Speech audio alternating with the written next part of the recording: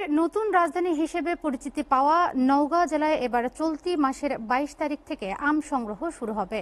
ওই দিন থেকে কেবল গুটি জাতের আম সংগ্রহ করা যাবে। তবে সুস্বাদু আম খেতে অপেক্ষা করতে হবে আরও কিছুদিন। এক বৈঠকে বিভিন্ন জাতের আম সংগ্রহের সময়সীমা নির্ধারণ করে দিয়েছে জেলা প্রশাসন।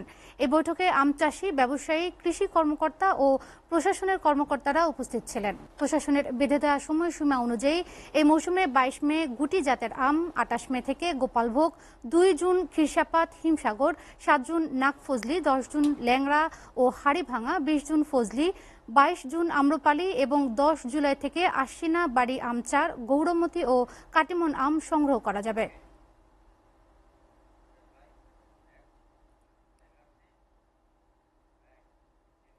এ বিষয়ে বিস্তারিত জানাতে নওগাঁ থেকে যুক্ত হচ্ছেন সহকর্মী তৌহিদ ইসলাম।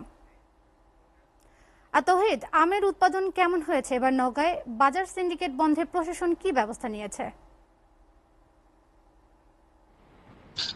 রোদেলা, আম উৎপাদনে কিছুটা ব্যাহত হয়েছে এবছর নওগাঁ জেলায়। কারণ আপনারা জানেন মৌসুমের শুরু থেকেই যে তাপদাহ চলছিল সারা দেশে, নওগাঁতেও তার ব্যতিক্রমী হয়নি।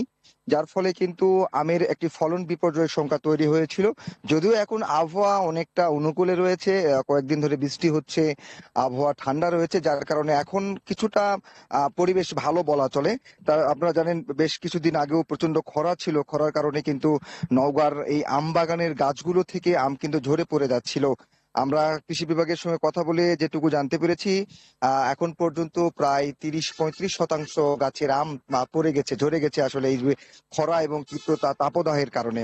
চাষিরা বলছেন যে সেই সময়টাতে তারা আসলে প্রচুর পরিমাণ পানি সেচ দিয়েছে, বিভিন্ন ওষুধ স্প্রে করেও আসলে আম গাছে রাখা সম্ভব হয়নি। তবে এখন পর্যন্ত যে পরিমাণ আম আছে, এই আম যদি শেষ পর্যন্ত থাকে তাহলে হয়তোবা কিছু একটা লাভের আশা তারা দেখবে চাষিরা, এমনটি চাষিরা বলছেন।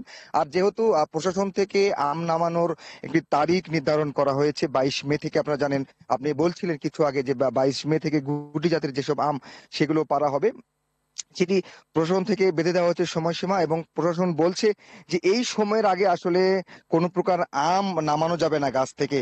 আহ এটি কিন্তু খুব কড়া নজরদারি কিন্তু প্রশাসন করছে, যাতে করে যে এই নির্ধারিত সময়ের আগে যেন কোনোভাবেই কোনো চাষি বা আম ব্যবসায়ী এই আম গাছ থেকে নামাতে না পারে।